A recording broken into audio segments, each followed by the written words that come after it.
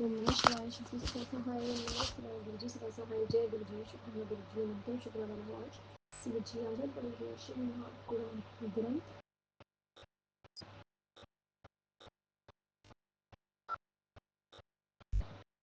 से पंचम युद्ध खंड का अध्याय 7।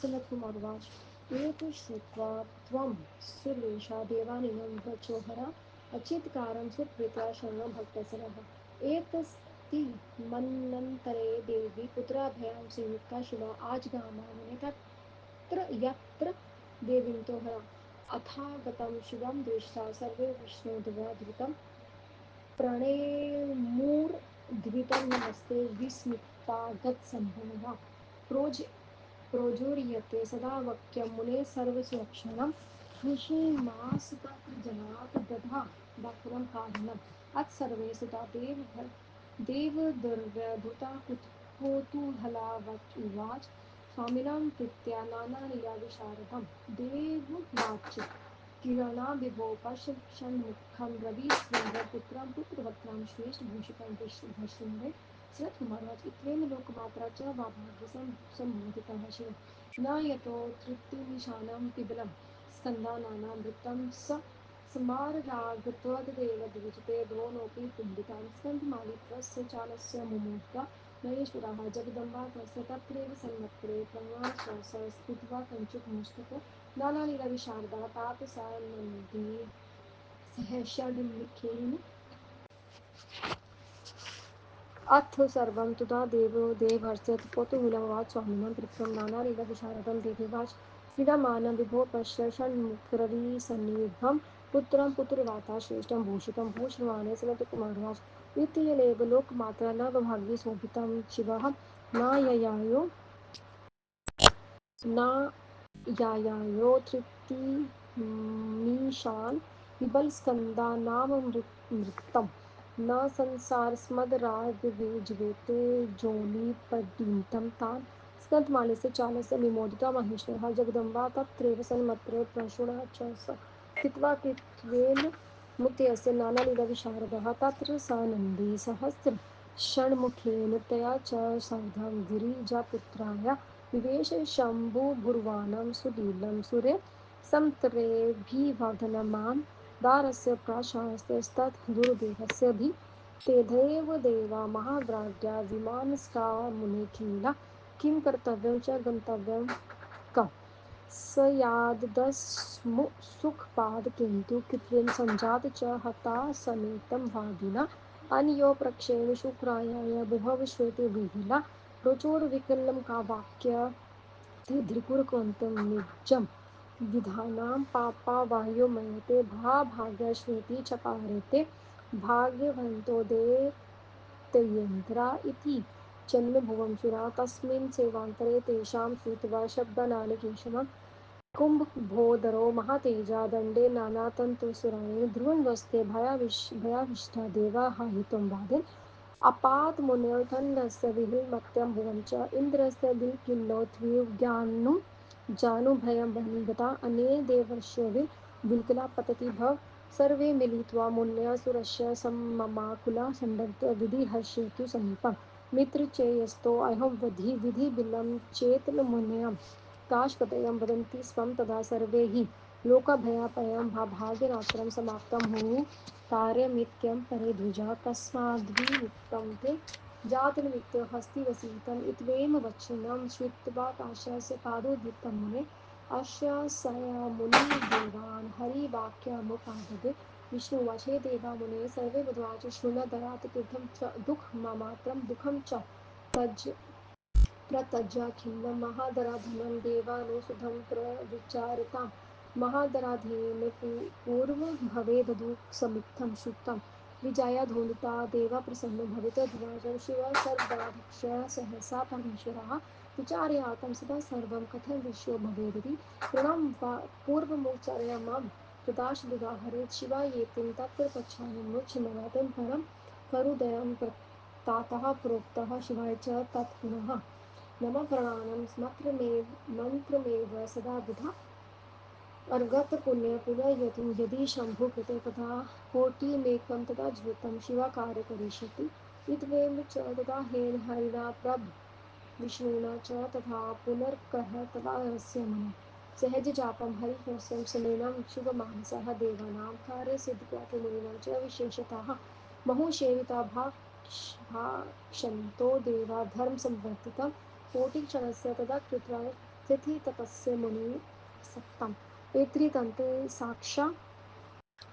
साक्षाविच प्रदुर्भुवस्य यत्तोकेन सर्वरूपेण वचनं च मेदब्रवीता श्रीशिवः उवाच हे हरेः विधे देवा मनुष्यस्य शम्भुव्रता प्रसन्नो मुनिवरं रूपं जापनेवने जपि सतं देव उवाच यदि प्रसन्नो देवेश जगदीश्वरः शङ्करसुरान् विद्याभिकालान् ह्यन्यन्ता त्रिपुरासु च रक्षास्मान् परमेशां दीनबन्धु कृपाकर्तृवयो रक्षिता देवा सदा पाद्यं बहुभूतं सरत्कुमारोवाच इति युक्तं वचनं तेषां श्रुत्वा सहर्विधंसां विहसयासंस्ततं ब्रह्मा महेश पुनर्विविध महेश उवाच हे हरे हे विदेहे देवमुनिविखिल्ला वचनं मरिदेयसं श्रुत्वा द्वैतं नष्टं कृत्वा पुरात्वं रथं च सान्थिद्विं कामुर्शर्मुस्तुतं स्फुरमङ्गलितं सर्वमुपपादयति चिरं हे विष्णु हे विधे त्वं हि त्रिलोकाधिपतिर्ध्रुवं सर्वसम्राट्प्रकारं चेत्कृत मरसि यत्नं नष्टं पुरात्वं हत्वा देवसहायमृतं करिष्येऽर्थात् प्रत्यनेन धीकृतो स्वर्गपालेन अयं मत्रो महापुराणो मत्र प्रीतिजानकः शम्भो भुक्तिमुक्तिप्रदः सर्वकामदः शवानुकः धन्यो यशस्य आयुष्य स्वर्कामिना युद्धं निर्माण अपमर्गो हाहात्मानपमुक्तिनां मुक्तिभुक्तिनां य इमं कृतियन्त्रेण शुभाशोऽयं तदा सदा नरः शृण् यच्छादेवधापि सर्वान् कामान् वपेयन्ति सनतकुमारः इति श्रुत्वा वचन्तस्य शिवस्य परमात्मनं सर्वा देवा मुदम् प्राहरीबर्हदिकं तथा सर्वदेवमयद्विमथं परमेशान् शोभनं यचस्त्य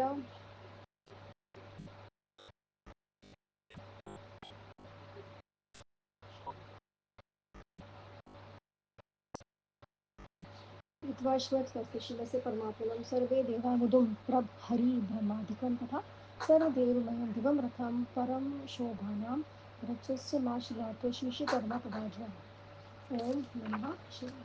ब्रह्मा जी जो अपने मुखमा जी ने कहा देवता यदि इन बातों को सुनकर शरणागतों के हित का हित चिंतक भक्तवत्सल शिव जी ने प्रेम से उस प्रथा को स्वीकार किया। हे मुनि इसी बीच वे अपने दोनों पुत्रों के साथ वे पार्वती के वहां गई जहाँ देवताओं के साथ शिव जी भी बैठे थे। पार्वती जी को आए हुए देखकर विष्णु आदि सभी देवताओं ने आशीष की थोड़ी सावधानी से विनम्र होकर प्रणाम किया।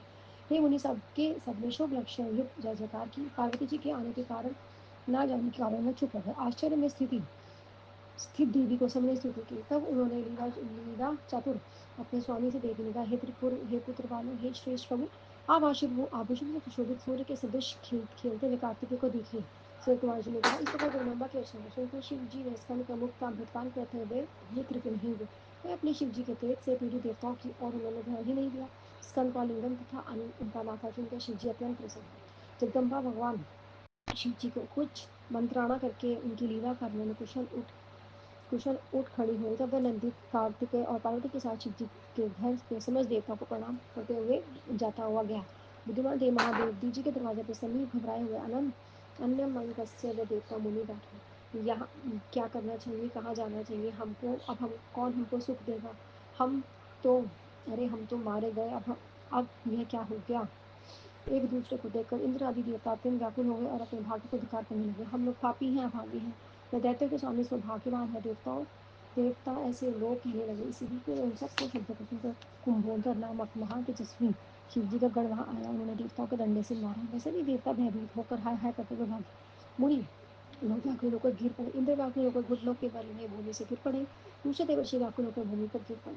समान रूप से दुखी होकर देवता तथा मुनि सब प्रकार मिलकर सहस्त्र ब्रह्मा विष्णु के पास गए। कृष्ण आदि मुनि से कहते हैं कि यह भाग्य का बल है। संसार में दुखों को दूर करने वाले विष्णु जी ने उससे वह सब उस समय कहा।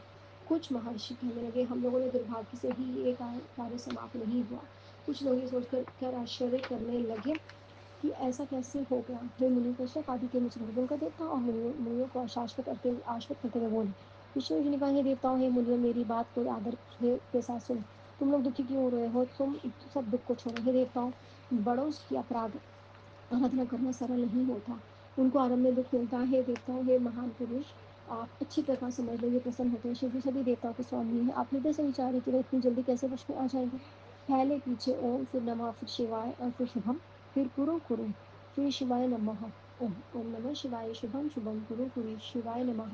ये संपूर्ण मंत्र है। ये देवताओं के कहने पर देवताओं के कहने पर देवताओं ने उसी प्रकार शिव जी की आराधना प्रारंभ की।